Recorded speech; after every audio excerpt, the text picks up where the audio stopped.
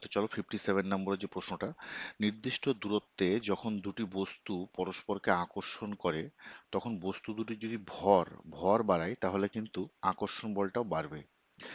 1 KG ভরের বস্তুকে পৃথিবী যে পরিমাণ বল দিয়ে আকর্ষণ করে সেটা হলো 9.8 নিউটন। ঠিক আছে। নেক্সট দেখো, পাহাড়ে উঠতে কষ্ট হয় কেন? কারণ পৃথিবীর অভিকর্ষজ বল। ঠিক আছে, এগুলো হয়তো ছোট ছোট পয়েন্ট, ছোট ছোট কনসেপ্ট, কিন্তু এগুলো কিন্তু অনেক কাজে দেবে তোমাদের। বস্তু দুটির ভর, মনে করো দুটো বস্তু আছে, তার ভর যদি দ্বিগুণ করি তাহলে মহাকর্ষ বল পূর্বের বলের কি হবে? 4 গুণ হবে। কেন? কারণ তোমরা ফর্মুলা জানো যে এফ ইজ ইকুয়ালস টু, আমাদের কি আছে, জি m1 m2 by r square, তাই তো? এবার আহ, বস্তু দুটি ভর দ্বিগুণ করছো মানে এখানেও দেখো মাল্টিপ্লাইড বাই 2 হচ্ছে, এখানেও কি হচ্ছে? মাল্টিপ্লাইড বাই 2, তাই তো? তার মানে 2 × 2 = 4 গুণ, সেই জন্য বলা হচ্ছে যদি বলছে যদি আমরা দুটোকেই দ্বিগুণ করি তাহলে মহাকর্ষ বল পূর্বের বলে কিন্তু 4 গুণ হবে, তাই না?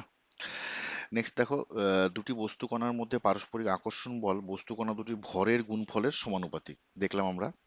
সময় বাড়ার সাথে সাথে পতনশীল বস্তুর বেগটা বাড়তে থাকে।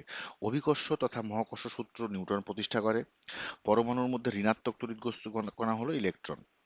আচ্ছা, মহাকর্ষ বলকে কাজে লাগিয়ে কি তৈরি করা হয়েছে? না, স্প্রিং তোলা যন্ত্র। কারণ জানি স্প্রিং তোলা যন্ত্র দিয়ে বস্তুর ওজন মাপা হয়, তাই তো? 66 নম্বর, দুটি বস্তুর মধ্যেকার দূরত্ব স্থির রেখে যদি দুটি বস্তুর ভর দ্বিগুণ করা হয় তাহলে মহাকর্ষ বলের মান 4 গুণ হবে। মানে একই প্রশ্ন অন্যভাবে দিয়েছে, দেখো। ঠিক আছে, যেটা আমরা আগে করলাম।